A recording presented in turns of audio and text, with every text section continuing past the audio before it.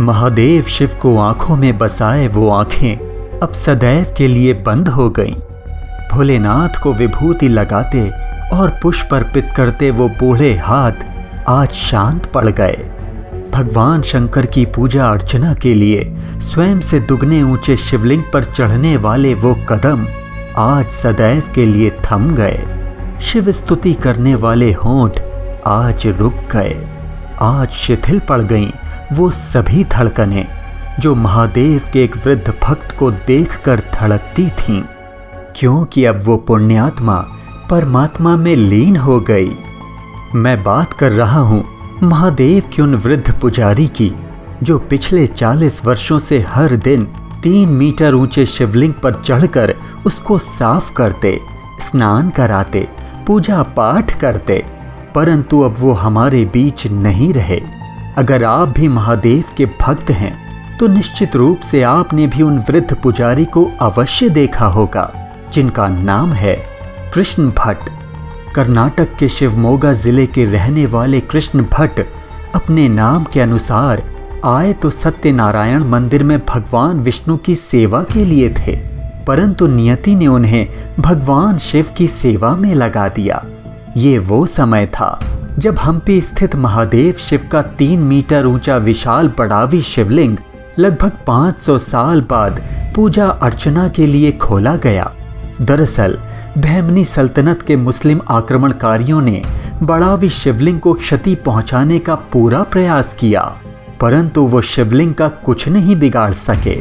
हालांकि शिवलिंग की छत को थोड़ा बहुत नुकसान अवश्य पहुंचा और उसमें छेद हो गए, लेकिन विश्वास मानिए आज वही छेद इस शिवलिंग की सुंदरता में 4 चांद लगा रहे हैं, क्योंकि जब सूरज की रोशनी इन छिद्रों के माध्यम से शिवलिंग और नीचे भरे हुए पानी पर पड़ती है तो एक अलग ही मनोरम दृश्य उत्पन्न होता है, जिसकी आप कल्पना भी नहीं कर सकते। बस आप कल्पना उस समय की कीजिए जब मुस्लिम आक्रमणकारियों के आने के पश्चात यहाँ पूजा अर्चना रोक दी गई और तब से लेकर 500 साल बाद अर्थात 1980 में अनेगुंडी के शाही परिवार ने बड़ावी शिवलिंग में पूजा पाठ प्रारंभ करने का निश्चय किया और इसके लिए आवश्यकता थी एक ऐसे पुजारी की जो नित्य इस 3 मीटर ऊंचे शिवलिंग की पूजा अर्चना कर सके। और तब जाकर खोज हुई पुजारी कृष्ण भट्ट की, जिन्हें उसी समय प्रसिद्ध सत्यनारायण मंदिर में सेवा के लिए चुना गया था, परंतु पिछले जन्म में भगवान शिव के साथ उनका कोई नाता अवश्य रहा होगा, जिस कारण उन्हें इस जन्म में महादेव की सेवा करने का उत्तरदायित्व प्राप्त हुआ। और इसके पश्चात प्रारंभ हुई उनकी वो यात्रा जो 40 वर्षों तक अनवरत रूप से जारी रही। वो हर दिन प्रातःकाल अपने गांव तीर्थहल्ली से हम्पी तक आते और शिवजी की सेवा में लग जाते। 3 मीटर ऊंचे शिवलिंग की देखरेख करना सरल नहीं था, इसके लिए उन्हें स्वयं से दुगने शिवलिंग पर बिना किसी सहारे के चढ़ना पड़ता था। भक्तों द्वारा चढ़ाए गए फूलों को साफ करना, शिवलिंग को स्नान कराना, विभूति लगाना, मंत्रोच्चारण के साथ पुष्प अर्पित कर पूजा पाठ करना उनकी दिनचर्या में सम्मिलित हो चुका था। शिवलिंग पर पैर रखकर उसके ऊपर चढ़ना कभी किसी को अखरा नहीं, किसी ने इस बात का बुरा नहीं माना, क्योंकि शिवलिंग पर चढ़ने का कोई दूसरा विकल्प था ही नहीं। आखिर भगवान भक्त के हृदय में छुपी श्रद्धा के भूखे होते हैं, वो भाव खाते हैं, अर्थात वो भाव के भूखे होते हैं। और महादेव को कृष्ण भट्ट का ये भाव भा गया। शिवजी की सेवा करते करते उनकी आयु बढ़ती रही, परंतु उन बूढ़ी हड्डियों ने कभी हार नहीं मानी और वो लगातार शिव की भक्ति में लीन रहे। भक्तों का अंदर आना मना था, इसलिए वो शिवलिंग के नीचे महादेव के पांव पखाड़ते जल को अपने हाथों में लेते और भक्तों पर छिड़क देते।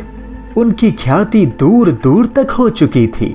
वो भक्तों के साथ फोटो खिंचवाते, मुस्कुराते हुए उनके सवालों के जवाब देते और फिर से शिवलिंग को निहारते और पूजा पाठ में लग जाते।